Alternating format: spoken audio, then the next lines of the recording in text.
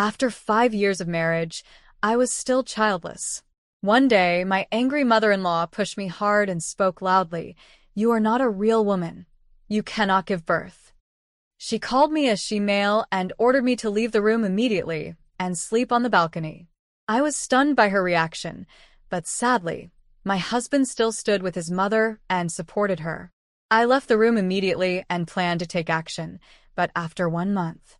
My name is Emma, and I want to share my story. It's a story of love, conflict, and ultimately, the struggle for independence. 5 years ago, I thought I had everything figured out. I was a 32-year-old marketing executive, dedicated to my career and passionate about my work. I married David, who was 36, and we both shared dreams of building a life together. But life took a turn that I never expected. David and I met at a corporate event. He was charming, ambitious, and we quickly fell in love. Our wedding felt like the beginning of a fairy tale. We were eager to start a family, but we also wanted to enjoy our freedom for a while. So, we decided to wait a couple of years before having children. Looking back, that decision seems innocent enough, but little did I know it would lead to years of pressure and disappointment. Things changed dramatically when David's father, Mike, had a stroke. The family insisted we move into their home in Chicago to help care for him. I didn't want to. I loved our little apartment filled with memories and laughter. But family obligations prevailed, and we relocated to his parents' house. I thought it would be temporary, just a few months at most. Living with David's family was a big adjustment. The house was always bustling, filled with tension and unspoken rules. His mother, Susan, was especially difficult. She was a homemaker with very traditional views on marriage and motherhood. From the moment I stepped into their home, I felt the weight of her expectations. Susan believed a woman's worth came from her ability to bear children, and since David and I didn't have kids yet, I quickly became her target. At first, the criticism was subtle. "You should really learn to cook better," she'd say, eyeing my attempts in the kitchen. "David works hard. A wife should support him more." It stung, but I tried to brush it off. I focused on my career, working late hours, determined to show them I could contribute financially. I thought that if I worked hard enough, Susan would see my worth beyond the traditional role she expected of me. However, as months turned into years, the criticisms grew harsher. I remember one particular evening, after a long day at work, coming home to find Susan waiting for me. "You know, Emma, a real woman knows how to take care of her family. I just don't see how you fit into that picture," she sneered, her voice dripping with disdain. I felt crushed. Despite my accomplishments, I was made to feel inadequate.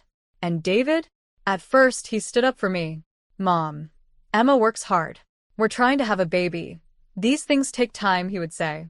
But as the pressure built, I could sense him starting to cave under his mother's expectations. I felt utterly alone. The breaking point came when David's sister, Megan, returned home unexpectedly. She was pregnant and recently divorced, and her arrival sent the household into a frenzy. Susan was overjoyed, and for good reason. A grandchild was on the way. But when she announced that Megan would need my room, I was taken aback. "Emma, you'll have to move to the balcony," Susan ordered, as if it were the most natural thing in the world. I did not expect it when my mother-in-law suddenly pushed me hard and spoke loudly. "You are not a real woman. You are a she-male. You cannot give birth." I was shocked, and my heart broke at these harsh words. I couldn't believe it. "Mom, that's not fair," David protested, but his voice was weak.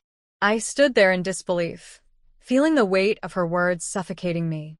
"You're not a real woman if you can't make sacrifices for family," Susan snapped at me, calling me names that cut deeper than I ever thought possible.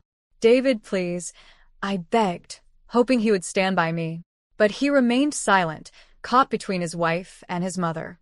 In that moment, I felt a rage boiling inside me. How could he let her talk to me like that? I decided right then that enough was enough. I moved to the balcony, but I also decided to take action. I couldn't keep giving my all to a family that didn't appreciate me. So, I stopped all financial support. I ceased paying for groceries and bills, effectively withdrawing my contribution. I felt empowered for the first time in ages, but it was a double-edged sword. The family relied on my income, and I knew it would hit them hard. As the days passed, the tension in the house escalated. Susan and David were furious, their financial strain becoming more evident. I could hear them arguing in the evenings, their voices raised, blaming each other for our predicament. I felt a strange sense of satisfaction, knowing I was finally taking control of my life. A month later, I received an apology from both David and Susan. They realized how much they relied on me, not just financially, but also to maintain harmony in the household. But my heart had hardened. Their apologies felt insincere, just another way to manipulate me back into their control. I had made my decision. I was done. The life I had envisioned for myself, one filled with love and mutual respect, was slipping away. I planned to file for divorce, packed my belongings, and began planning my escape to New York. I left behind a life that had become a cage, ready to reclaim my independence. Moving to New York was both terrifying and liberating. As I settled into my new apartment, a small but cozy space in a lively neighborhood, I felt a mix of excitement and anxiety. The city buzzed around me, people hustling, cars honking, life pulsing with energy. It was a stark contrast to the suffocating silence of David's family home, and for the first time in years, I could breathe. I quickly threw myself into my work at a new marketing firm. It felt invigorating to be surrounded by ambitious colleagues who shared my passion. I took on challenging projects, reigniting my creative spark and reminding myself of what I was capable of. Each success felt like a personal victory, a testament to my independence and resilience. However, despite my newfound freedom, memories of my past haunted me. I missed the idea of family, the love I once thought I had with David. I often found myself reflecting on the emotional scars left by my time with Susan. I spent sleepless nights wrestling with doubt. Had I made the right choice? The weight of those years lingered in my heart, a reminder of the struggles I had endured. One evening, as I was working late on a campaign, my phone buzzed. It was a message from David. "Can we talk? I miss you." My heart sank. I hadn't heard from him since I left. A mix of anger and longing flooded my mind. Part of me wanted to respond, to hear him out, but another part screamed to keep moving forward. After some deliberation, I agreed to meet him at a coffee shop in my neighborhood. When I walked in, I spotted him sitting in a corner, looking both relieved and anxious. His face brightened when he saw me, but I could sense the tension between us. "Emma," he said, standing up as I approached. "I'm really glad you came." He sounded sincere, yet uncertain. "Hi, David," I replied, forcing a smile. We sat down, the atmosphere thick with unspoken words. "I've missed you," he finally said, his gaze dropping to the table. "Things have been really hard at home. Mom keeps asking about you." My stomach tightened. "And what about you? How are you handling it?" "Honestly, it's tough. Mom is struggling, and she keeps trying to get me to convince you to come back." "She thinks you're the problem," he admitted, his voice wavering. I couldn't help but laugh bitterly. "Me? I'm the problem? David, you saw how she treated me. I didn't leave for no reason." "I know, but it's complicated. She's my mom. I can't just ignore her," he said, sounding defensive. As we talked, I realized that while David hadn't changed, he was still caught in his family's web of expectations. I felt a flicker of hope that perhaps we could rebuild our relationship, but deep down, I knew I had to prioritize myself. "David, I've been rebuilding my life here," I said, meeting his eyes. "I'm happy. I don't want to go back to that toxic environment." His expression fell, and I could see the hurt in his eyes. "I don't want to lose you, Emma. I wish things could be different. It's not just about us anymore.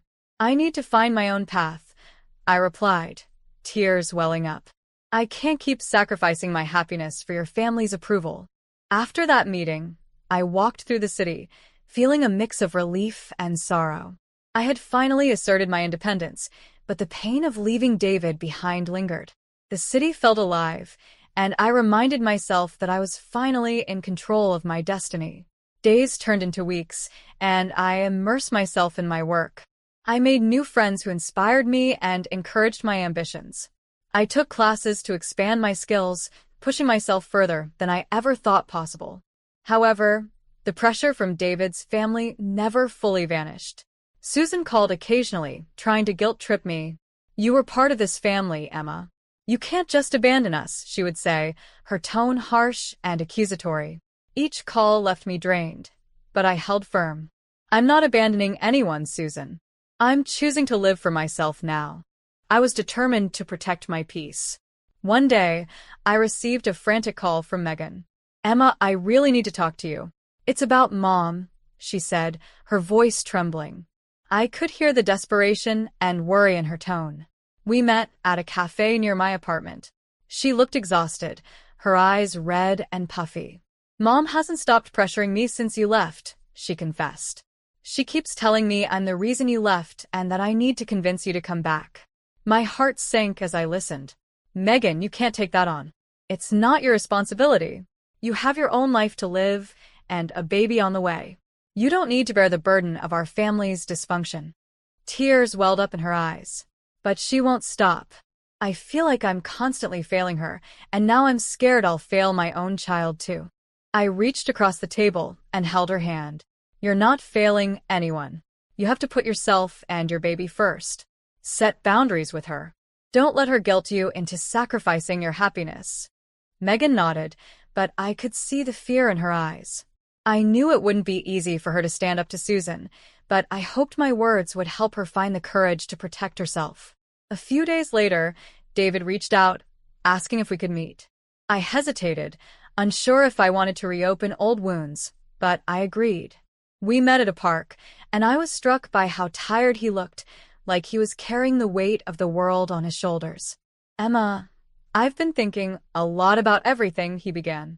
"I realize how much I let my family come between us. I should have stood up for you, but I didn't, and I'm so sorry." His apologies stirred something in me, but I knew it wasn't enough. "David, I appreciate your words, but it's too late. I've filed for divorce. I need to move forward, and that means leaving all of this behind." He looked devastated but nodded slowly. "I understand. I just wish I had done things differently." "I wish things had been different too, but we can't change the past. I have to do what's right for me now," I said firmly. As I walked away from that conversation, I felt a strange sense of closure. I had made my choice, and it was the right one for me. It was time to let go and focus on building the life I deserved. In the following weeks, I found myself growing more confident and at peace. I threw myself into my work and even took up painting again. Each brushstroke felt like a reclaiming of my identity, a way to express all the emotions I had kept locked away for so long. Then, one evening, Megan called again, but this time her voice was stronger. "Emma, I finally told Mom I need space. It wasn't easy, but I did it. I'm trying to set those boundaries you talked about." I felt a surge of pride. "That's incredible, Megan. I'm so proud of you. It's not easy, but it's a step in the right direction." As we ended the call, I felt a sense of hope. Maybe my journey wasn't just about finding my own freedom, but also about helping Megan find hers. I knew there were still challenges ahead, but I was ready to face them. I was finally learning to let go of the past and embrace the future I had always wanted. After filing for divorce, I felt a mix of emotions: relief, sadness, and fear. It was a tough decision, but I knew it was the right one. I needed to free myself from the toxic environment and finally live for me. I had spent so much time trying to fit into a life that wasn't mine, and now it was time to move forward, leaving everything behind. The divorce process was exhausting. David tried to convince me to reconsider, saying he would stand up to his mother and that we could start fresh. But I knew that going back would only trap me again. I told him firmly, "David, I'm done. This isn't just about your mother. It's about me needing my own life, one where I'm not constantly judged or undervalued." He looked devastated, but he knew I meant it. When the papers were signed, I felt a weight lift off my shoulders. I was officially free from a marriage that had drained me emotionally. It wasn't just about ending things with David, but about reclaiming my identity and my voice. Susan, predictably, didn't take the news well. She called me furious, accusing me of tearing the family apart. How could you do this to us? To David? You're selfish, she shouted, her voice full of bitterness. But this time, I didn't let her words affect me. Susan, I'm not responsible for your happiness or your family's. I need to take care of myself now, I said calmly, feeling a strength I hadn't felt before. I hung up, knowing it was the last time I'd allow her to manipulate me. I decided to cut ties with all of them, including Megan. As much as I cared about her, I realized I needed to distance myself completely to heal. I sent her a heartfelt message, explaining that I needed space to move on. It hurt to let go, but I knew it was necessary. In the months that followed, I poured myself into building my new life. I focused on my career, taking on challenging projects that reignited my passion for marketing. I moved into a beautiful new apartment overlooking Central Park, a place that truly felt like mine. I began exploring the city, joining art classes, and making new friends who valued and respected me for who I was. It wasn't always easy. There were days when I felt lonely, wondering if I had made the right choices. But those moments were fleeting. Each time, I reminded myself of the strength it took to walk away from a life that was suffocating me. One day, as I was walking through Central Park, I realized just how far I had come. I had let go of the pain and resentment that had weighed me down for so long. I was no longer the woman who felt trapped and powerless. I was independent, confident, and finally at peace. Looking back, I see that my journey wasn't just about leaving a toxic marriage or an overbearing family. It was about finding myself again, my voice, my strength, my worth. I had to let go of everything that was holding me back to embrace the future I deserved. Now, I wake up every day excited for what's ahead. I've started mentoring young women in my industry, sharing my experiences, and helping them navigate their own paths. It's incredibly fulfilling, knowing that I can use my story to inspire others to stand up for themselves and never settle for less than they deserve. I've learned that true independence isn't just about being alone. It's about